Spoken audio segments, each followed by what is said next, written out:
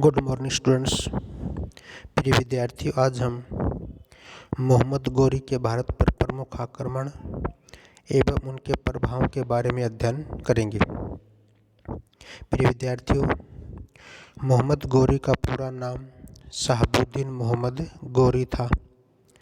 वह गौर के शासक गियासुद्दीन का छोटा भाई था। गौर गजनी तथा हेरात के मध्य में स्थित एक छोटा सा प्रदेश था। 1173 ईस्वी में जब गियासुद्दीन ने गजनी पर आक्रमण किया तो मोहम्मद गोरी ने अपने भाई का पूरा साथ दिया और गजनी पर गियासुद्दीन का अधिकार हो गया। गियासुद्दीन ने अपने छोटे भाई मोहम्मद गोरी को गजनी का शासक नियुक्त कर दिया और इस प्रकार से मोहम्मद गोरी एक स्वतंत्र शासक बन गया। परंतु वह अपने बड़े भाई गियासुद्दीन को ही अपना शासक मानता था। उसने न तो अपने नाम के सिक्के चलाए और न ही खुतबा पढ़ा। उसने 1206 ईस्वी तक गजनी पर शासन किया और इस समय के दौरान उसने कई बार भारत पर आक्रमण किए। विद्यार्थी, अब हम करेंगे मोहम्मद गोरी के भारतीय आक्रमणों के उद्देश्य। इनमें पहला पॉइंट है महत्वाकांक्षी शासक। प्रिय विद्यार्थियों, मोहम्मद गोरी एक महत्वाकांक्षी शासक था और वह गजनी के अपने छोटे से साम्राज्य से संतुष्ट नहीं था। इसलिए वह भारत पर आक्रमण करके अपने साम्राज्य का विस्तार करना चाहता था। सेकंड पॉइंट है भारत की धन संपदा को लूटना। प्रिय विद्यार्थियों, मोहम्मद गोरी भारत की धन संपदा को लूटकर अपनी आर्थिक स्थिति को मजबूत करना चाहता था। नेक्स्ट पॉइंट है इस्लाम का प्रचार। प्रिय विद्यार्थियों, मोहम्मद गोरी भारत में इस्लाम का प्रचार करके विश्व के इतिहास में अपने नाम को सदैव के लिए अमर करना चाहता था। इन्हीं उद्देश्यों को ध्यान में रखते हुए मोहम्मद गोरी ने भारत पर अपने आक्रमण करने शुरू कर दिए। अब हम करेंगे मोहम्मद गोरी के प्रमुख आक्रमण। प्रमुख आक्रमणों में उसका पहला आक्रमण था मुल्तान और उच्च की विजय 1175-76 में। प्रिय विद्यार्थियों, मोहम्मद गोरी ने 1175 से लेकर 1206 ईस्वी तक भारत पर कई आक्रमण किए। उसका जो पहला आक्रमण था मुल्तान और उच्च की विजय। भारत पर विजय प्राप्त करने के उद्देश्य से मोहम्मद गोरी ने सबसे पहले 1175 ईस्वी में मुल्तान पर आक्रमण किया था। मुल्तान पर इस समय शिया संप्रदाय के शासक का शासन था। दूसरा, मुल्तान गजनी से भारत आने वाले मार्ग पर स्थित था और इसी बात को ध्यान में रखते हुए मोहम्मद गोरी ने मुल्तान पर आक्रमण करने की योजना बनाई। मोहम्मद गोरी सुन्नी मुसलमान था, इसलिए वह शिया संप्रदाय का कट्टर विरोधी था। इसलिए उसने मुल्तान पर आक्रमण करके इस पर आसानी से अधिकार कर लिया। इस महत्वपूर्ण सफलता के बाद मोहम्मद गोरी ने 1176 ईस्वी में वह उच्च की ओर बढ़ा और उच्च पर भट्टी राजपूतों का शासन था और यहाँ पर मोहम्मद गोरी ने भट्टी राजपूत शासक की पत्नी से मिलकर एक षड्यंत्र रचा। मोहम्मद गोरी ने भट्टी राजपूत राजा की पत्नी को यह वचन दिया कि यदि वह अपने पति की हत्या कर देगी तो वह उसके साथ अपनी पुत्री का विवाह कर लेगा। परंतु जब उसने भट्टी राजा की हत्या कर दी तो मोहम्मद गोरी अपने वचन से पलट गया और इस प्रकार उसने धोखे से उच्च पर भी अधिकार कर लिया। सेकंड पॉइंट है गुजरात पर आक्रमण 1178 ईस्वी में। प्रिय विद्यार्थियों, गुजरात का जो प्रदेश था वो अपनी उपजाऊ भूमि और समृद्ध विदेशी व्यापार के लिए काफ़ी प्रसिद्ध था। दूसरा, गुजरात पर विजय प्राप्त करने के बाद मोहम्मद गोरी के लिए पंजाब पर अधिकार करना बिल्कुल आसान हो जाता और इस उद्देश्य को ध्यान में रखते हुए मोहम्मद गोरी ने 1178 ईस्वी में गुजरात पर आक्रमण कर दिया। गुजरात पर इस समय भीमदेव द्वितीय का शासन था और वह एक बहुत ही शक्तिशाली शासक था। उसने एक विशाल सेना के साथ आबू पर्वत के पास मोहम्मद गोरी की सेना को कड़ी पराजय दी और गोरी की सेना भीमदेव द्वितीय की सेना का मुकाबला नहीं कर सकी। इस युद्ध में मोहम्मद गोरी की बड़ी संख्या में सैनिक मारे गए और बड़ी संख्या में उसके सैनिकों को बंदी बना लिया गया। इस प्रकार से मोहम्मद गोरी भी बड़ी कठिनता से अपनी जान बचाने में सफल हुआ। नेक्स्ट पॉइंट है पंजाब की विजय 1186 ईस्वी। प्रिय विद्यार्थियों, 1178 ईस्वी में गुजरात में हुई मोहम्मद गोरी की पराजय से उसे अब यह स्पष्ट हो गया था कि भारत के दूसरे प्रदेशों पर विजय करने से पहले पंजाब पर अधिकार करना बहुत ही जरूरी है। इसलिए मोहम्मद गोरी ने अब अपना ध्यान केवल और केवल पंजाब की ओर लगाया। पंजाब में उस समय गजनी वंश के शासक खुसरो मलिक का शासन था और वह एक बहुत ही वीर शासक था। मोहम्मद गोरी ने 1179 ईस्वी में पेशावर, 1185 ईस्वी में सियालकोट पर अधिकार कर लिया, किंतु वह खुसरो मलिक की शक्ति को कुचलने में सफल नहीं हुआ। अगले ही वर्ष 1186 ईस्वी में मोहम्मद गोरी ने कश्मीर के शासक चक्रदेव के सहयोग से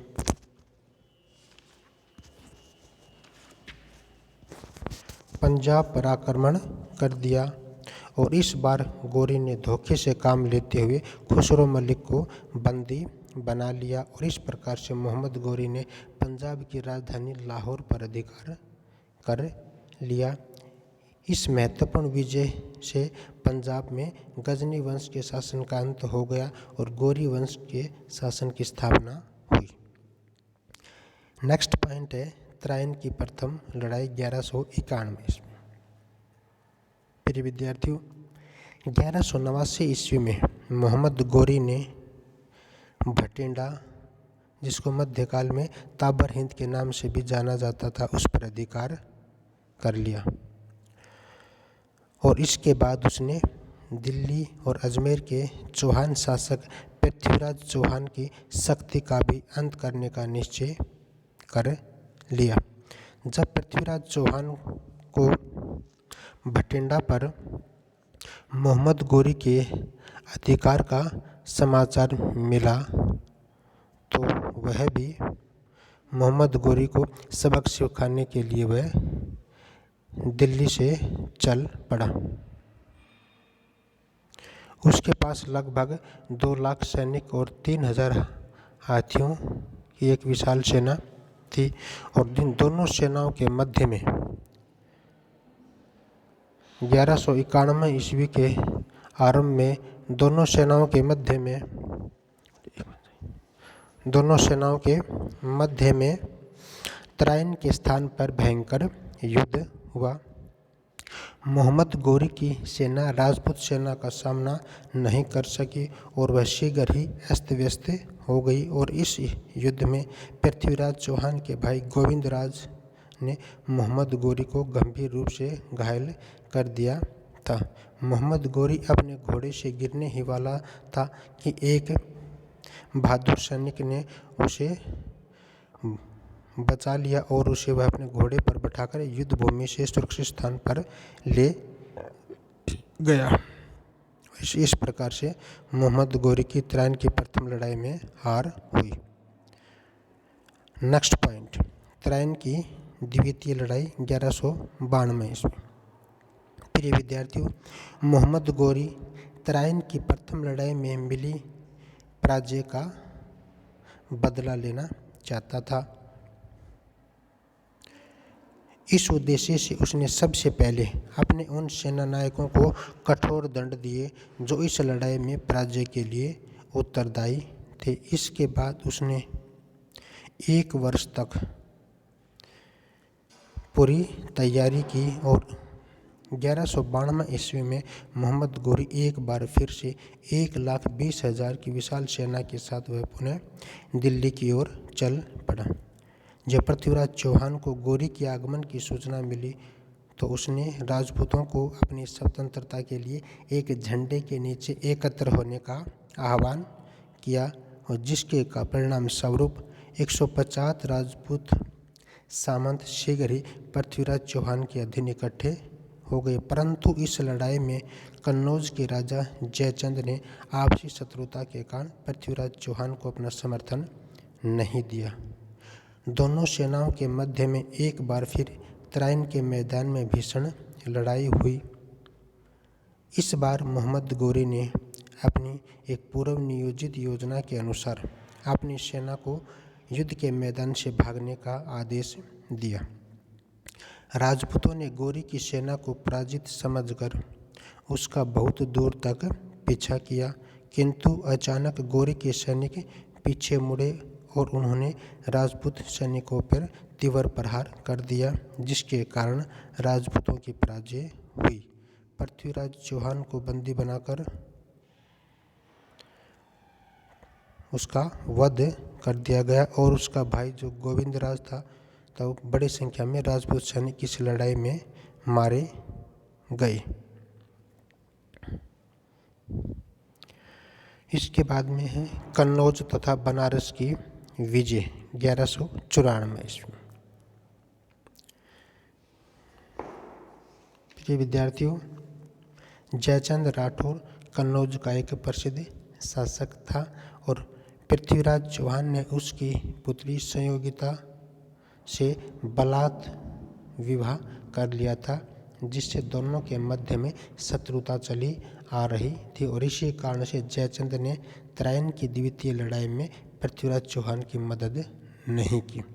1194 ईस्वी में मोहम्मद गोरी ने कन्नौज पर आक्रमण कर दिया। चंदावर के स्थान पर दोनों सेनाओं में भयंकर युद्ध हुआ। मुसलमानों की पराजय निकट थी कि अचानक एक तीर जयचंद की आंख में लगा और वह हाथी से गिर गया। इस कारण राजपूत सेना में भगदड़ मच गई। मुसलमानों ने राजपूतों का पीछा करके बड़ी संख्या में राजपूत सैनिकों को मौत के घाट उतार दिया और इस प्रकार से मोहम्मद गोरी ने कन्नौज पर विजय प्राप्त की। इसके बाद गोरी ने बनारस पर भी अधिकार कर लिया। उसने यहाँ पर अनेक मंदिरों को नष्ट करके उनके स्थान पर मस्जिदों का निर्माण करवाया। कन्नौज तथा बनारस की विजय मोहम्मद गोरी के लिए बड़ी महत्वपूर्ण प्रमाणित हुई। मोहम्मद गोरी की मृत्यु 1205 ईस्वी में मोहम्मद गोरी खवारिज्म के शाह से पराजित हो गया और गोरी की इस पराजय से उत्साहित होकर पंजाब के खोखरों ने, जो कि एक युद्ध प्रिय कबीला था, मोहम्मद गोरी के खिलाफ विद्रोह का झंडा बुलंद कर दिया। खोखरों के इस विद्रोह को कुचलने में मोहम्मद गोरी गजनी से अक्टूबर 1205 ईस्वी में चला और उसने कुतुबुद्दीन ऐबक के सहयोग से इस विद्रोह को दबा दिया और बड़ी संख्या में खोखरों की मौत के घाट उतार दिया। गजनी वापस लौटते समय मोहम्मद गोरी की धम्यक नामक स्थान पर 15 मार्च 1206 ईस्वी को कुछ खोखरों ने वेश बदलकर उनकी हत्या कर दी।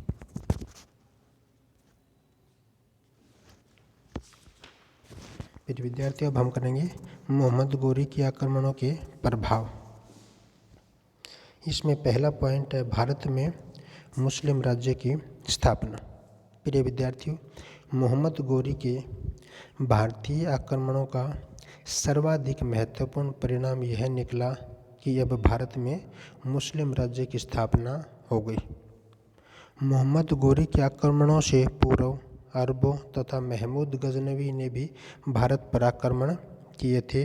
अरबों ने सिंध पर तथा महमूद गजनवी ने पंजाब पर अधिकार करने में सफलता प्राप्त की थी, किंतु वे भारत में एक स्थायी मुस्लिम राज्य की स्थापना करने में असफल रहे थे और भारत में स्थायी मुस्लिम राज्य की स्थापना करने का श्रेय मोहम्मद गोरी को प्राप्त है और मोहम्मद गोरी द्वारा भारत में स्थापित इस्लामी राज्य कई शताब्दियों तक चलता रहा।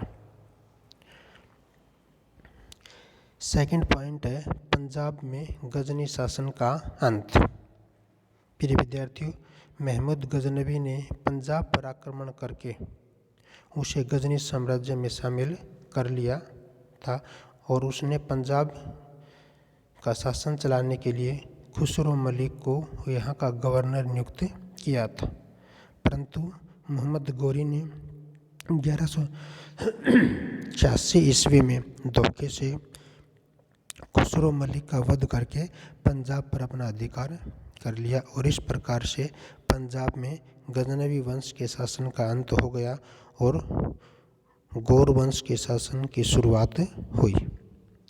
नेक्स्ट पॉइंट है भारत में इस्लाम का प्रचार। प्रिय विद्यार्थियों, मोहम्मद गौरी के भारतीय आक्रमणों के परिणाम स्वरूप भारत में इस्लाम के प्रसार में तीव्रता आ गई। इसका प्रमुख कारण यह था कि मोहम्मद गौरी ने भारत में एक स्थायी मुस्लिम साम्राज्य की स्थापना की थी। भारत में इस्लाम का प्रसार करने के उद्देश्य से अब अनेक मुस्लिम धर्म प्रचारक भारत में बस गए और निम्न जातियों के अनेक हिंदुओं ने बड़ी संख्या में इस्लाम को स्वीकार कर लिया। नेक्स्ट पॉइंट है राजपूतों की शक्ति को गहरा आघात।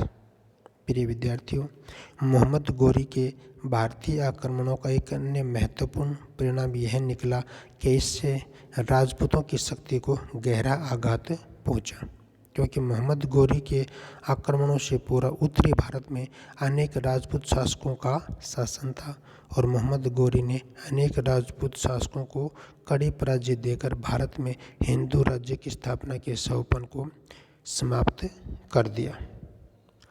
नेक्स्ट पॉइंट है भारतीय मुस्लिम संस्कृति का उत्थान।